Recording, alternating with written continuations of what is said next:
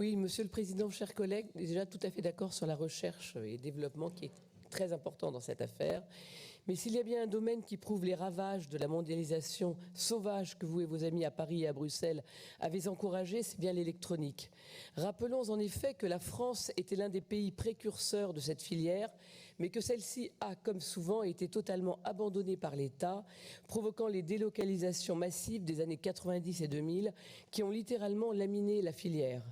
Le résultat de cette grossière erreur des gouvernements successifs de droite comme de gauche, d'ailleurs reconnu il y a quelques années par son instigateur, le président Giscard d'Estaing, nous le connaissons. La France n'est quasiment pas représentée parmi les mastodontes de l'électronique.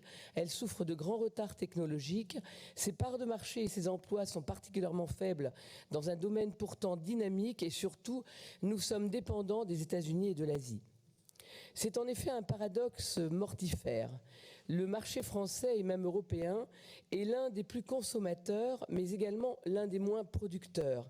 C'est particulièrement le cas en matière de semi-conducteurs, où plus de 70% de la production mondiale est d'origine asiatique. Or, être dépendant nous rend par définition faibles. Alors la prise de conscience née de la crise sanitaire sur le besoin de réindustrialiser et de relocaliser est un début de mea culpa salutaire sur le chaos qu'a semé ce modèle ultralibéral. Cependant, le mal est déjà fait et on peut se demander si ce n'est pas trop tard pour des pans entiers de la filière. Certes, nous avons des créneaux sur l'électronique professionnelle, tant sur les segments historiques de l'automobile et de l'aéronautique que sur des segments émergents. En revanche, il est difficilement envisageable d'espérer concurrencer sérieusement l'Asie à court ou moyen terme sur les marchés de fort volume comme les produits électroniques grand public, l'informatique ou encore les télécommunications. Malgré tout, nous accueillons favorablement cette feuille de route et la voterons car nous en partageons entièrement l'esprit et une part importante des objectifs annoncés. J'insisterai sur deux points. L'enjeu principal est la relocalisation d'unités de fabrication.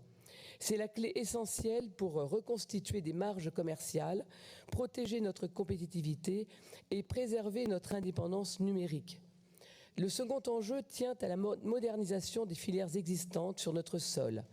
Leur compétitivité ne reviendra que si nous répondons aux trois faiblesses structurelles de l'électronique française, à savoir des investissements importants à réaliser dans un parc de machines de production vieillissant d'une part, un assouplissement et une réorganisation de la chaîne d'approvisionnement d'autre part, et enfin de la création d'entreprises de taille suffisamment critique pour assurer une production en volume et s'internationaliser.